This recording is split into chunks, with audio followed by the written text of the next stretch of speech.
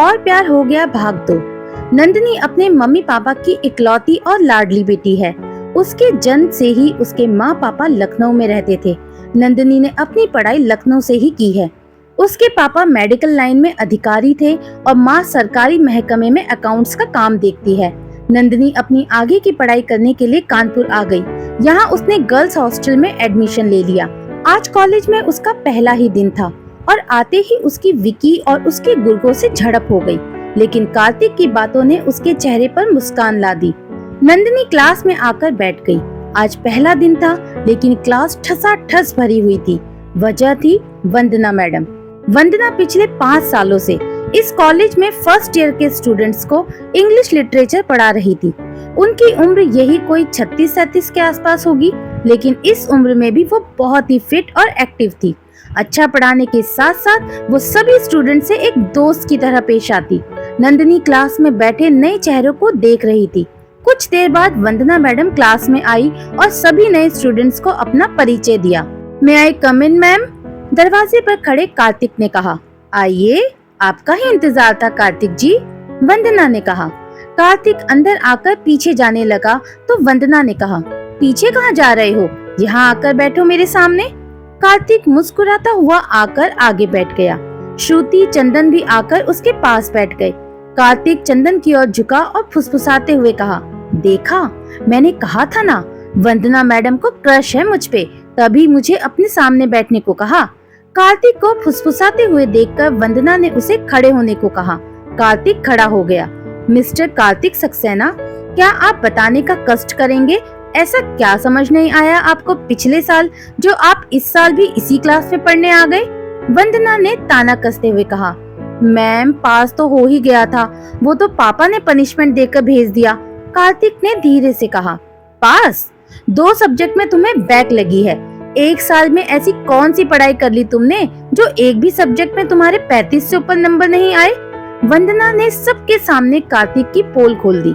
वंदना की बात सुनकर सारी क्लास हंसने लगी। नंदिनी को कार्तिक बड़ा इंटरेस्टिंग लगा, लेकिन वंदना की बात सुनकर वो भी हंसे बिना नहीं रह पाई। बेचारा कार्तिक मुंह लटकाकर खड़ा था। आई होप इस साल तुम ये साल क्लियर कर लो। नाउ सिट डाउन, वंदना ने कहा। कार्तिक बैठ गया। श्रुति और चंदन उसे देखकर मुस्कुरा रहे थे। अटेंशन प्लीज, आज आपका क्लास में पहला दिन है, सो कुछ हल्का फुल्का पढ़ते हैं। मैं आज आपको अपनी बुक का एक टॉपिक दूंगी और कल आपका एक IQ टेस्ट होगा, जिससे मैं आप सबकी स्किल्स बेहतर तरीके से जान पाऊंगी और वीक स्टूडेंट्स की स्टडी में हेल्प कर बाकी स्टूडेंट्स के बराबर ला सकूं, वंदना ने कहा। कार्तिक को छोड़कर बाकी सभी स्टूडेंट एक्साइटेड थे। कार्तिक को ये टेस्ट, एग्जाम्स और पढ़ाई से बहुत नफरत थी। उसने वंदना की बात को इग्नोर किया और खिड़की की ओर देखने लगा। खिड़की की पास वाली टेबल पर नंदिनी बैठी थी, जो कि इत्मीनान से अपनी नोटबुक में वंदना मैम के बताए टॉपिक नोट कर रही थी। कार्तिक ने अपनी कोहनी टेबल पर टिकाई और ठोड़ी को हाथ पर टिकाकर नंदिनी को देखने लगा। लिखते लिखते नंदिनी की नजर कार्तिक पर गई, जो कि अभी भी उसे ही देख रहा था। नंदिनी ने अपनी बोहें उचकाकर इशारा किया तो कार्तिक ने मुस्कुराते हुए ना में गर्दन हिला दी और सामने देखने लगा। उसकी मुस्कान जानलेवा थी। नंदिनी फिर अपनी नोटबुक में बिजी हो गई।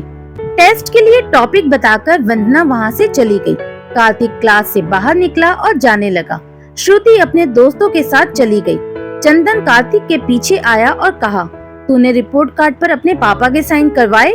नहीं, रिपोर्ट कार्ड उनको दिखाने लायक नहीं है यार, कार्तिक ने रोनी सूरत बनाकर कहा। लेकिन कल के टेस्ट का क्या? चंदन ने कार्तिक को वंदना मैम की बात याद दिलाते हुए कहा।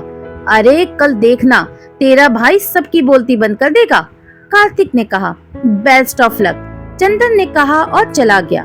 कॉलेज से घर आकर कार्तिक सब भूल गया और अपने काम में लग गया। उसे टेस्ट के बारे में कुछ याद ही नहीं रहा। अगले दिन जब वो कॉलेज आया, क्लास में आते ही वंदना मैम ने उसे एक पेपर पकड़ा दिया। कार्तिक ने पेज को उलट पुलट कर देखा और जाकर अपनी जगह पर बैठ गया। चंदन उसके आगे वाली बेंच पर ही था और पीछे श्रुति। वंदना ने सबको शांति से पेपर हल करने को कहा। कार्तिक ने मुस्कुराते हुए पेपर पढ़ना शुरू किया।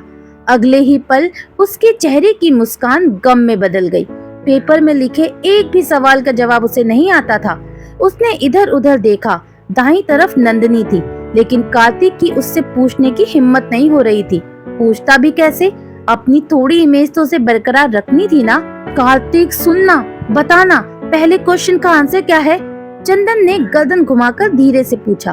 कार्तिक ने इग्नोर कर दिया। तभी पीछे से श्रुति ने कहा, कार्तिक सेकंड क्वेश्चन का आंसर बताना।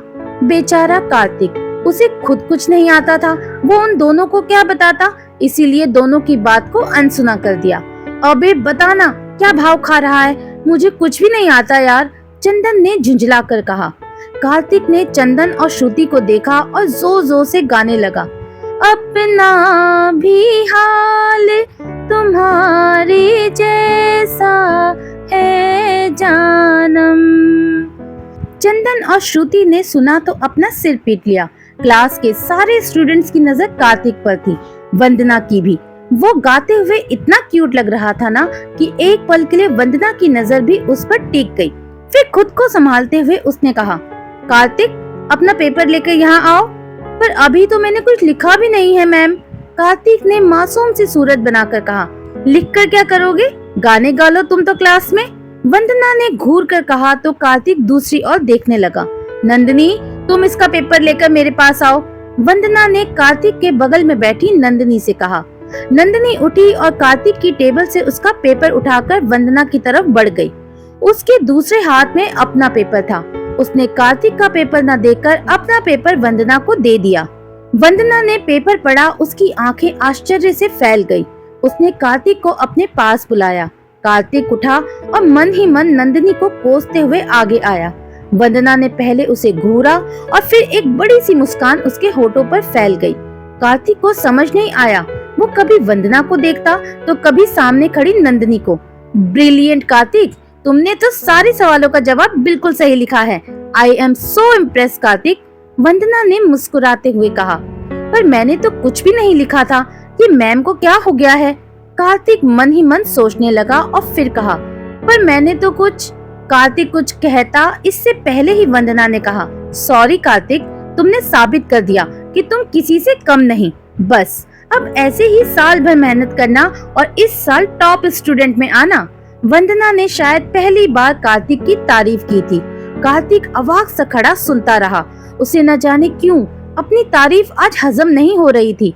उसने सामने खड़ी नंदिनी की तरफ देखा तो नंदिनी ने अपनी दाईं आंख धीरे से दबा दी और वापस अपनी सीट की ओर चली गई। कार्तिक समझ गया, नंदिनी ने उसे आज बचा लिया। उसने दिल ही दिल में नंदिनी को थैंक्स कहा और क्लास से बाहर आ गया। अच्छा, कार्तिक के साथ हमेशा कुछ न कुछ गड़बड़ होती रहती थी। वो एक परेशानी से निकलता तो दूसरी में फंस जाता। क्लास से बाहर आया ही था कि चपरासी ने आकर कहा, कार्तिक तुम्हें प्रिंसिपल सर ने अभी बुलाया है अपने ऑफिस में। अब आप सोच रहे होंगे कि एक कॉलेज का चपरासी तक कार्तिक का नाम जानता है, कैसे? कार्तिक ने सबको अपनी हरकतों से इतना परेशान किया है ना कि कोई चाहकर भी उसे या उसके नाम को भूल नहीं सकता। खैर, कार्तिक प्रिंसिपल सर के कैबिन में आया और कहा, मैं आई कम इन सर? इतना अंदर तो आ चुके हो, अब क्या मेरी गोद में बैठोगे? प्रिंसिपल ने झुंझला कर कहा। सॉरी सर, आप ही ने बुलाया था, कार्तिक ने धीरे से कहा। बैठो, क्या लोगे? चाय, कॉफी, दूध, जूस या शेक मंगवा दूं आपके लिए? प्रिंसिपल ने अपनी आवाज में मिठास घोलकर कहा। अरे नहीं नहीं सर, ये सब नहीं, कार्तिक ने सामने पड़ी कुर्सी पर बैठते हुए कहा। खड़े हो जाओ, अचानक से प्रिंसिपल ने चिल्लाकर कहा। कार्तिक उठा और हाथ बांधकर खड़े हो गया तो प्रिंसिपल ने कहा, अगर तुम मेरे दोस्त के बेटे नहीं होते ना तो मैं तुम्हें अभी के अभी इस कॉलेज से निकाल देता। टीचर्स से लेकर स्टूडेंट तक सबकी नाक में तुमने दम कर रखा है। क्लास में तुम्हें जाना नहीं होता, लाइब्रेरी को तुम सोने के लिए इस्तेमाल करते हो। कॉलेज का ऐसा कोई कोना नहीं बचा है जहाँ तुम्हारा नाम ना लिखा हो। कितनी ही लाइटें, ट्यूबलाइट, गमले, शीशे तुम्हारे निशानों का शिकार हुए हैं। पिछले साल की तुम्हारी एग्जाम की कॉपियां देखी, तुम्हारे एक में भी 35 से ज्यादा नंबर नहीं है, एक में 36 हैं। कार्तिक ने धीरे से कहा, शट अप, तुम अपनी जिंदगी को सीरियस लेना कब शुरू करोगे? तुम्हारे पापा और मैं अच्छे दोस्त हैं, इसलिए मैं तुम्हें अब तक झेल रहा हूँ। अखिलेश से मैं कुछ नहीं कह सकता, इसीलिए कल तुम अपनी मम्मी को लेकर यहाँ आओगे। अब मैं सीधा उन्हीं से बात करूँगा। और हाँ, रिपोर्ट कार्ड पर तुम्हारे डैड के साइन, वो भी कल सुबह तक। प्रिंसिपल ने कहा। सर आप इतना गुस्सा क्यों हो रहे हैं, आखिर मैंने किया क्या है? कार्तिक ने कहा। क्या किया है ये तुम मुझसे पूछ रहे हो? कॉलेज में सबको परेशान कर रखा है तुमने। वो कंप्लेंट बॉक्स देख रहे हो, उसमें हर रोज सबसे ज्यादा कंप्लेंट तुम्हारे नाम की होती है। किसी की गाड़ी का टायर पंक्चर कर दिया, किसी की नोटिस बोर्ड पर पेंटिंग बना दी, और मेरे साथ तुमने जो किया उसके लिए तो मैं तुम्हें जितनी गालियां दूं कम है। उस शाम मैं वंदना मैडम के साथ डेट पर जाने वाला था और तुमने क्या किया? तुमने जाकर उनसे कहा कि वर्मा जी टकले हैं। डेट पर जाने से पहले ही मेरी स्टोरी डेड कर दी तुमने। अगर आपको मेरी कहानियाँ पसंद आ रही हैं तो प्लीज मेरे चैनल को ज्यादा से ज्यादा लाइक करें, शेयर करें एंड सब्सक्राइब करें। तुमसे मेरी 2 पल की खुशी नहीं देखी गई। प्रिंसिपल ने कार्तिक की हरकतों से पर्दा हटाते हुए कहा। सर आप टकले। कार्तिक ने कुछ कहना चाहा, तभी प्रिंसिपल सर ने अपनी बिग उतार फेंकी और चिल्ला पड़े। हाँ हूँ मैं टकला, मेरा बाप भी टकला था, मेरा दादा भी टकला था, मेरा पूरा खानदान भी टकला ही है, तो क्या कर लोगे तुम? प्रिंसिपल का गुस्सा देखकर कार्तिक ने टेबल पर पड़ा पानी का ग्लास उठाया और उनकी तरफ बढ़ाकर कहा, सर कूल डाउन, पानी पीजिए। थैंक यू, प्रिंसिपल ने हाफते हुए कहा और एक सांस में सारा पानी पी गया। Better sir? कार्तिक ने पूछा। मुझ पर एक एहसान करोगे? प्रिंसिपल ने हाफते हुए कहा। जरूर सर, बोलिए ना, कार्तिक ने कहा। दफा हो जाओ यहाँ से और कल अपनी माँ को साथ लेकर आना, प्रिंसिपल ने कहा। बेचारा कार्तिक उल्टे पांव वापस लौट आया। उसकी तो किस्मत ही खराब थी। जब भी वो कुछ अच्छा करने जाता हमेशा उसका उल्टा ही होता। वो आकर कॉलेज कैंपस की सीढ़ियों पर बैठ गया। भाई मजा आ गया आज के टेस्ट में तो। तुमने सबकी बोलती बंद कर दी, वंदना मैडम की भी, श्रुति ने पास बैठते हुए कहा। हाँ यार, पर ये चमत्कार हुआ कैसे? क्योंकि जहाँ तक जानता हूँ टेस्ट क्लियर करना तो दूर, तुझे तो बुक्स खोलने में भी मौत आती है। दूसरी तरफ चंदन ने बैठते हुए कहा। कुछ बोलोगे भी? शक्ल पर 12 क्यों बजे हैं तुम्हारी? श्रुति ने कहा। प्रिंसिपल ने मॉम को कल कॉलेज बुलाया है, कार्तिक ने उदास होकर कहा। ओ बेटा जी, लग गए तेरे तो। अपना प्रिंसिपल तो पूरा जल्लाद है, पता नहीं आंटी को क्या क्या शिकायत करेगा, चंदन ने चिंता जताते हुए कहा। आंटी तेरे कहने से कॉलेज तो आ जाएगी ना? श्रुति ने कहा। श्रुति वो मेरी मॉम है, मेरे कहने से पहले ही वो यहाँ आने के लिए तैयार हो जाएगी, कार्तिक ने कॉन्फिडेंस से कहा। ओके, कल मिलते हैं फिर, कहकर श्रुति उठी और वहाँ से चली गई। चंदन भी वहाँ से अपनी अगली क्लास की तरफ चला गया। कार्तिक वहीं बैठा रहा। कार्तिक से कुछ ही दूर बैठी नंदिनी सारी बातें खामोशी से सुन रही थी। अगले दिन सुबह सुबह, मॉम प्लीज चलिए, प्रिंसिपल सर मुझे कॉलेज से निकाल देंगे, प्लीज मॉम, कार्तिक ने गिड़गिड़ाते हुए रंजना से कहा। मैं कहीं नहीं जाऊंगी, पिछली बार भी उन्होंने तुम्हारी इतनी शिकायतें की थी फोन पर, अब तुम चाहते हो वो सब मैं उनसे फेस टू फेस जाकर सुनूं? बिल्कुल नहीं, रंजना ने किचन में काम करते हुए कहा। Mom please mom, last time, आज के बाद ऐसा नहीं होगा, प्लीज मॉम चलो ना, कार्तिक ने हाथ जोड़ते हुए कहा। खा मेरी कसम, रंजना ने अपना हाथ कार्तिक के सामने करके कहा। कार्तिक चुप हो गया। वो रंजना की झूठी कसम कैसे खा सकता था? उसे खामोश देखकर रंजना फिर अपने काम में लग गई। मॉम चलो ना प्लीज, कार्तिक फिर गिड़गिड़ाया। अपने पापा को ले जा, कहकर रंजना बाहर चली गई।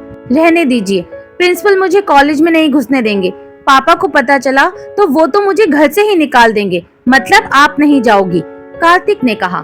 नहीं, बिल्कुल नहीं, कभी नहीं, रंजना ने कार्तिक की आंखों में देखकर कहा। मॉम प्लीज, कार्तिक फिर गिड़गिड़ाया। ये ड्रामा घर से बाहर जाकर कर, कहकर रंजना अपने कमरे में चली गई।